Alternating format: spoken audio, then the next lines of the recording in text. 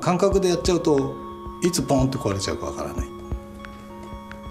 走ってる時にすぐその状態を知りたいっていう技術者の欲求っていうんですかね、そんなようなことを強く持った連中がじゃあこういう仕掛けを入れたらできるかもしれないということで1985年ぐらいから開発を始めて86年から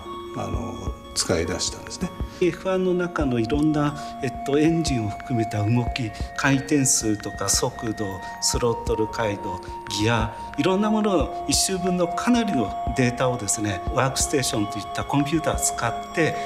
解析をできると、そういう仕組みですね。データを詳細に見ることで見つけ出すっていうんですかね、ここのところはもう少しこういうふうにできたらあとコンマ1秒速くなったかもしれないっていうことをもう常に繰り返していく。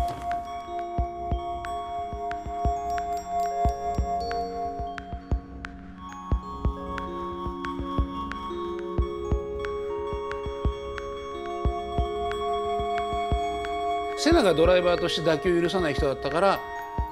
エンジニアもやっぱりそれにつられて妥協しなくなる。あれは非常にいい関係だったと思いますね。セナの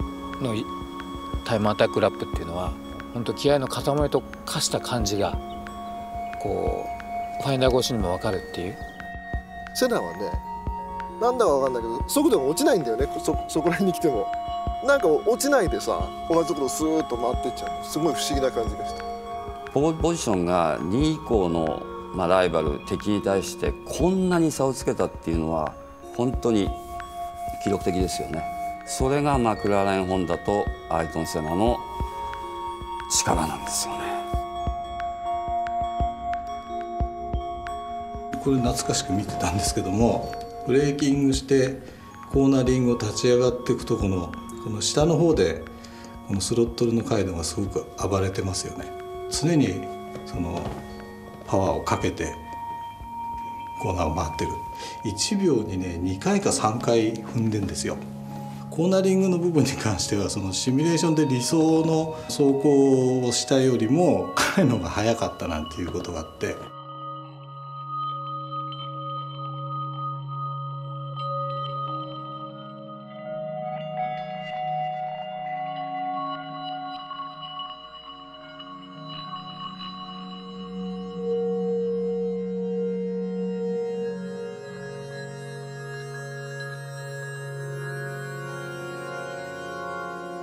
一番最初紙のスキャンしたデータをもらってもともと音を再現するって話だったんですけど、光もあったらいいんじゃないかなっていう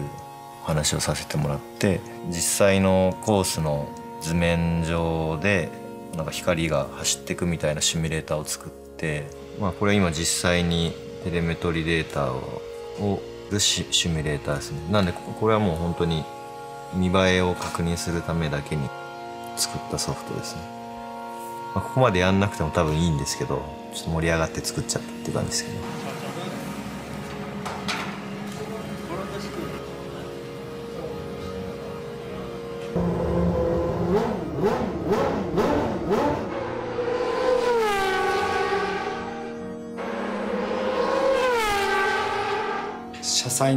車内に車に積んで撮るってこともやりましたし、外からマイクを構えて撮るってこともやりましたし、素材として使えるポイントは全て撮れるだけ撮ろうと、コーナーでの音、直線での音、セナがシフトチェンジをした時の音、アクセルを踏んだ時離した時の音、ポイント全部バラバラで音色を作って、セナ足の部分、微妙な揺らぎの部分っていうのも入れることができてます。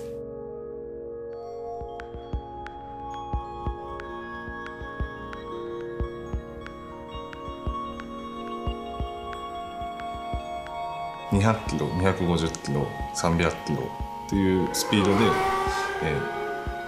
音を移動させて、かつ LED と同期をさせて、どれぐらい綺麗にその F1 の迫力っていうものが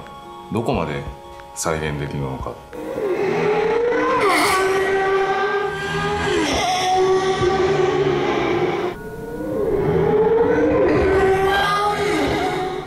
線直線でも加速感のカーブの強いところ、ちょっと加速感はそこまでじゃないけどこうなだらかに伸びていくところ、カーブとかコースを複数のブロック分けをして、それを一つの円周上にスピーカーをバーッと置いて引き伸ばしてこうそれぞれのブロックに割り振って、それをつなぎ込んでいくっていう作業ですね。